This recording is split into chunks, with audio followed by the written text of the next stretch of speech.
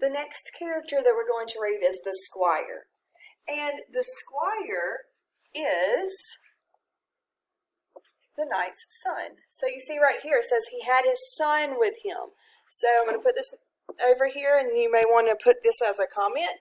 But the Squire is the knight's son. All right. We're going to read from the beginning on down to this part right here.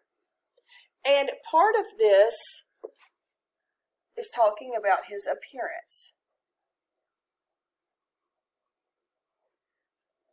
And I want to point this out. Think about the knight's description, because in just a little bit you're going to do a Venn diagram where you compare and contrast the knight and the squire. So the squire is the knight's son, and the very first thing we get about the squire, the first big portion, talks about his appearance. Think about the knight. The knight's appearance was described at the very end. This part is going to describe. And so what I want you to do is I want you to pay attention as we read these first 6 lines. And I want you to note the appearance of the squire.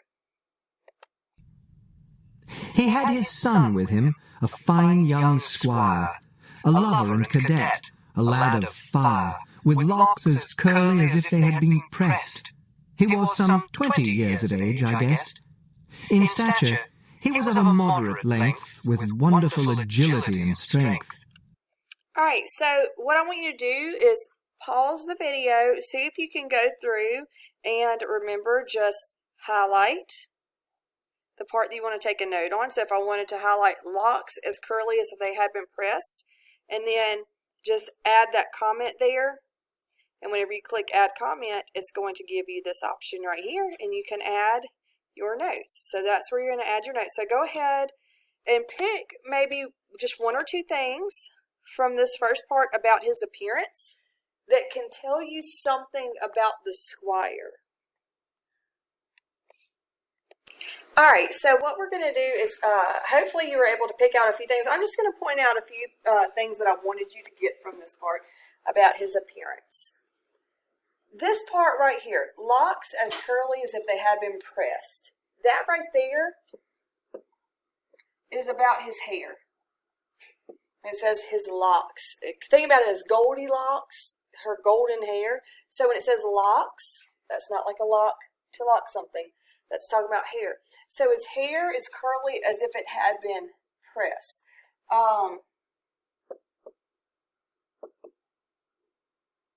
So his hair is styled.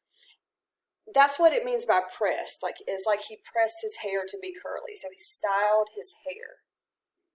All right, something else that you can look at it is moderate length. So he's average height.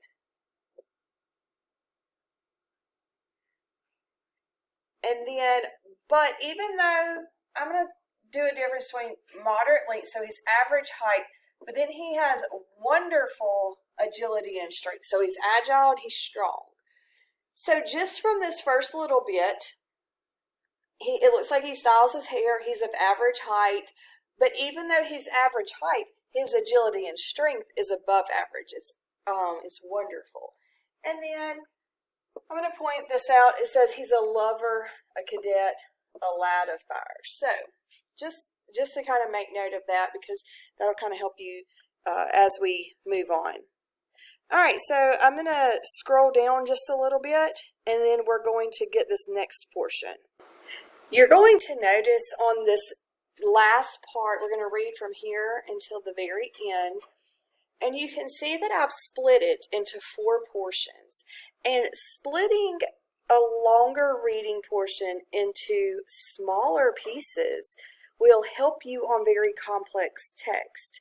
So that's one thing that you need to start doing, is you need to start chunking your reading pieces together.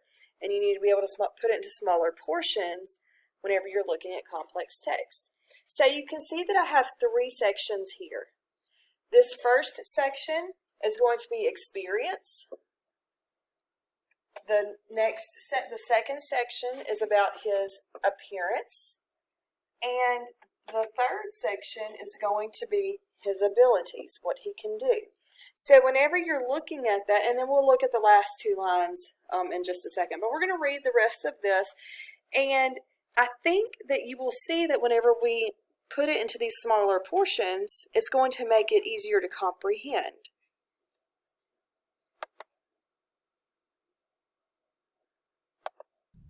He'd seen some service with the cavalry in Flanders and Artois and Picardy, and had done valiantly, in little space of time, in hope to win his lady's grace. He was embroidered like a meadow, bright and full of freshest flowers, red and white. Singing he was, or fluting, all the day. He was as fresh as is the month of May. Short was his gown, the sleeves were long and wide. He knew the way to sit a horse and ride. He could make songs and poems and recite, knew how to joust and dance, to draw and write. He loved so hotly that till dawn grew pale, he slept as little as a nightingale. Courteous he was, lowly and serviceable, and carved to serve his father at the table.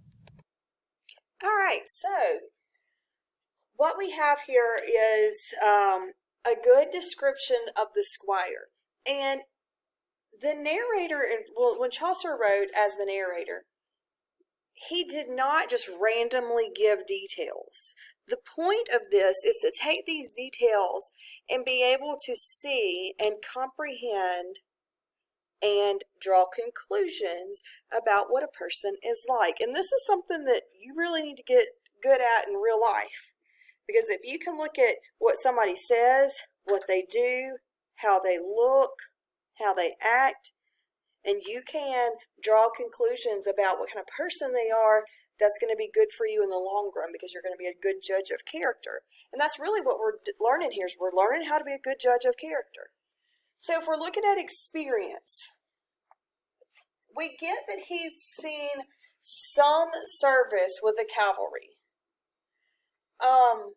So he just has just a few battles. So he doesn't have a whole lot of battles, but even though he doesn't have a lot of battles, it says that he's done valiantly in little space of time. But even though he's had few battles, he's done well. All right? So even though there's just a few battles, he has done well. All right? And it says, in hopes to win his lady's grace. And to win his lady's grace, that would be the nobility above him, because if he can win his lady's grace, then that's going to be good for him in terms of advancing in his status during the medieval times. All right, so now we're going to switch to his appearance that he has. And I'm going to point out some things on his appearance that if you're not sure about that time period, you may overlook. It says he's embroidered, and then it talks about the colors. And that may not seem like a big deal, but it is. It says that he's embroidered, and then it talks about red, okay, and bright. So that's another one.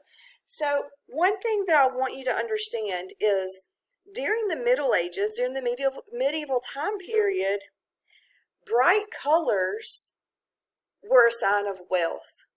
So if you had bright colors like reds and purples and those deep bright colors, that was a sign of wealth. Also, being embroidered.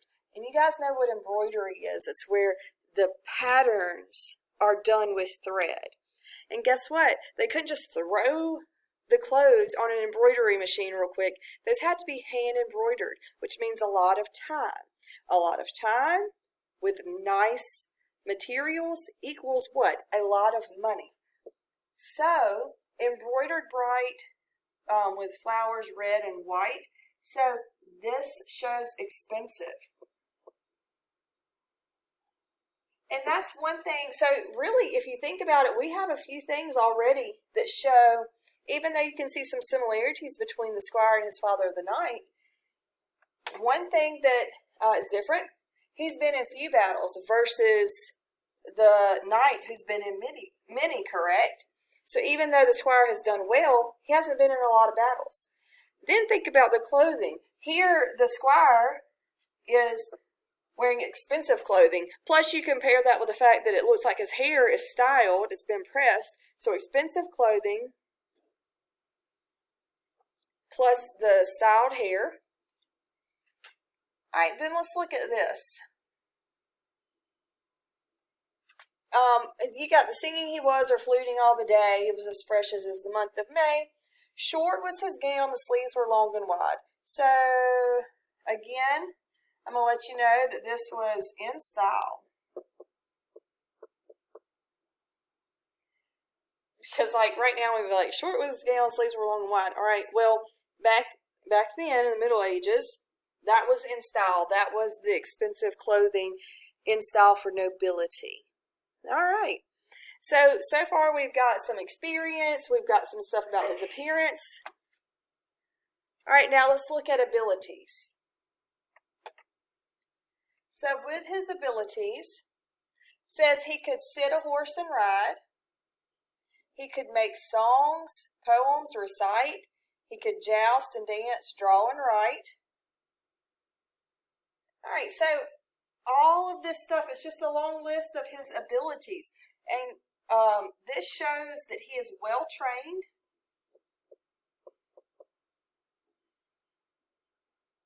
And educated. So he's well trained and educated.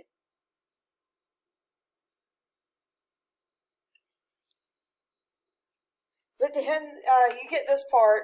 It says he loved so hotly till dawn grew pale. He slept as little as a nightingale. So this shows that he also liked to have fun. All right. So I'm also going to put on this part that kind of goes along with it. So when you look at this, he was embroidered bright with red flowers, and then it talks about singing he was, or fluting all the day. It was as fresh as the month of May. And then at the next portion, he loved so hotly, and he slept as little as nightingale. So basically staying up all night having fun. So the two things that I have blocked off in blue there just show you that even though he has this nice expensive clothing, even though he's well trained and educated, he likes to have fun. He has like a little bit of a free spirit. And then the last two lines here, let's just look at those. It gives you a little bit of detail about him. And this is where we get some of that direct characterization about him. It says he was courteous, lowly, and serviceable. So that's direct characterization. I'm going to put direct there. So direct characterization. And it says he carved to serve his father at the table.